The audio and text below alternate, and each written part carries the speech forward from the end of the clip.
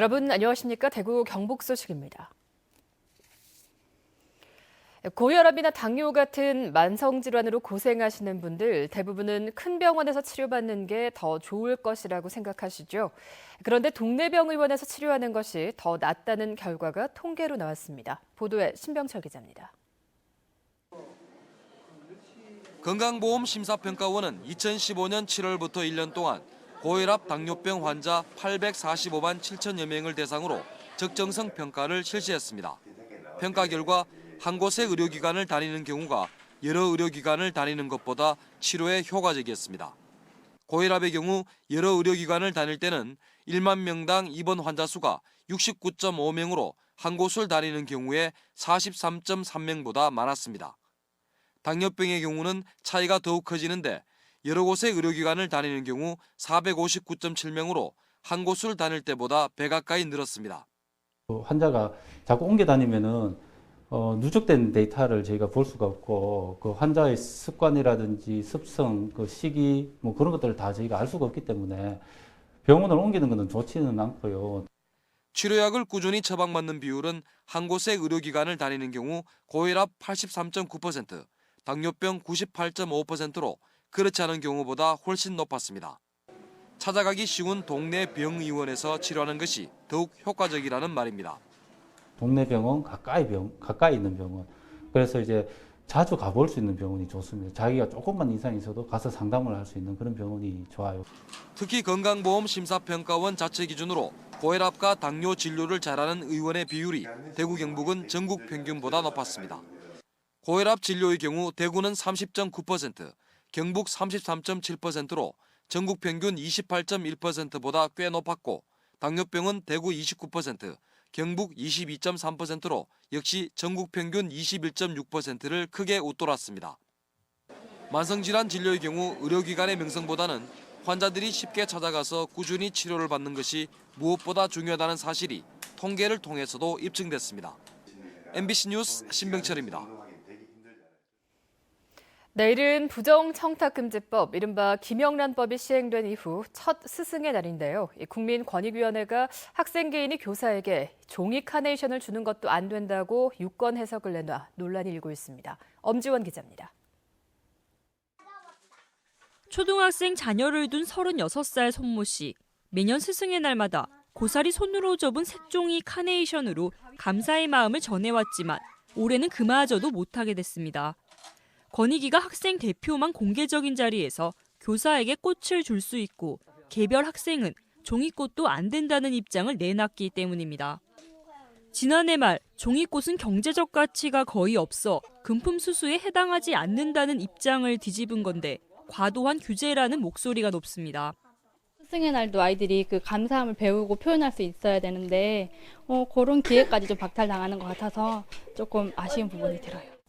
그 외 복잡한 기준들도 많습니다. 학부모가 전학년 담임교사에게 선물하는 것은 원칙적으로 가능하지만 성적이나 수행평가 등 직무 관련성이 있다면 위법입니다.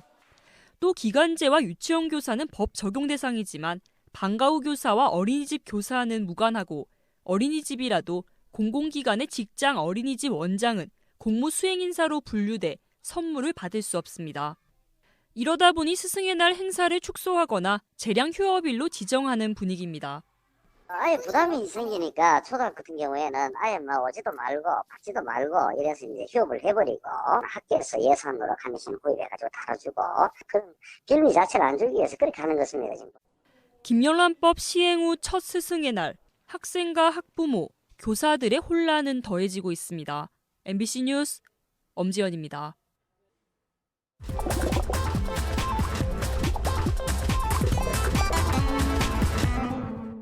대구 MBC 대표 SNS 탐구생활에 올라온 한 주간의 이슈를 솔직한 반응과 함께 풀어보는 탐구생활 M+입니다. 지난 9일 치러진 대통령 선거, SNS 탐구생활을 통해서도 무려 96만 명이 개표 방송을 지켜봐 그 관심을 실감했는데요. 그래서 이번 주는 키워드를 통해 새 대통령에게 바라는 지역민의 목소리를 다시 한번 정리해봤습니다. 반대되는 사람도 같이 이렇게 화합했으면 좋겠다는 생각을 해요.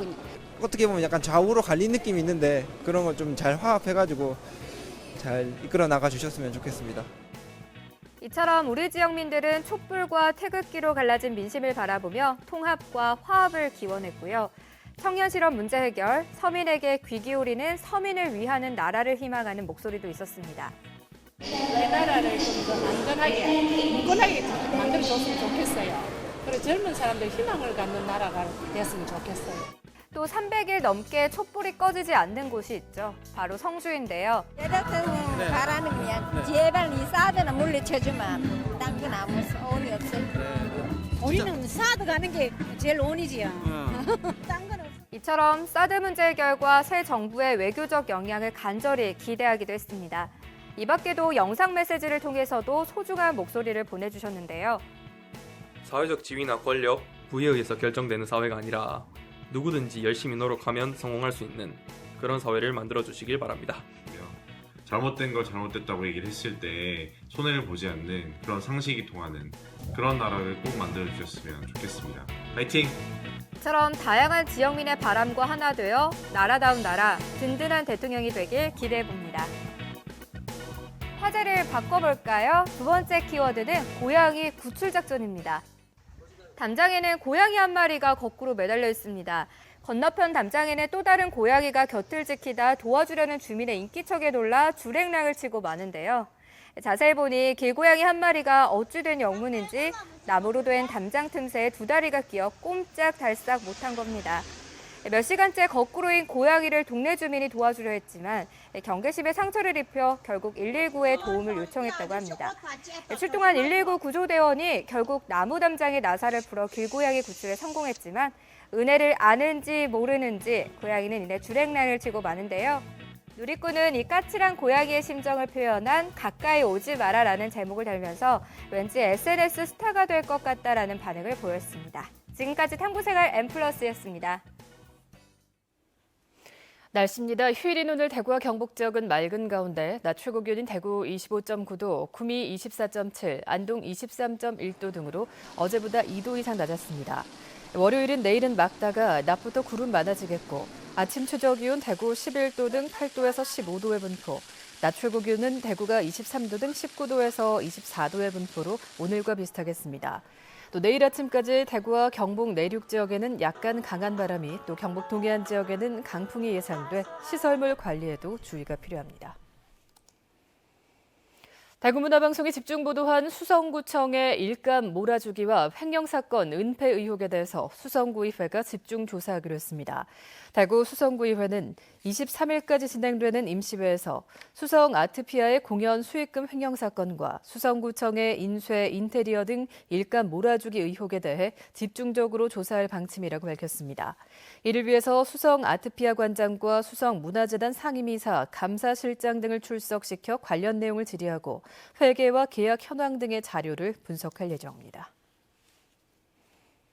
문재인 대통령이 일자리 공약으로 소방공무원 확충을 내건 가운데 소방공무원 1인당 담당 주민 수가 대구는 구군별로 최대 3배 이상의 편차를 보였습니다.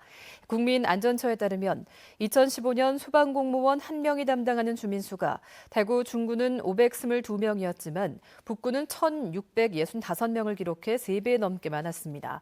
또 2013년부터 15년 최근 3년 동안 대구의 소방공무원 1인당 담당 주민 수는 1,230명을 웃돌아 강원도의 2배를 기록했습니다.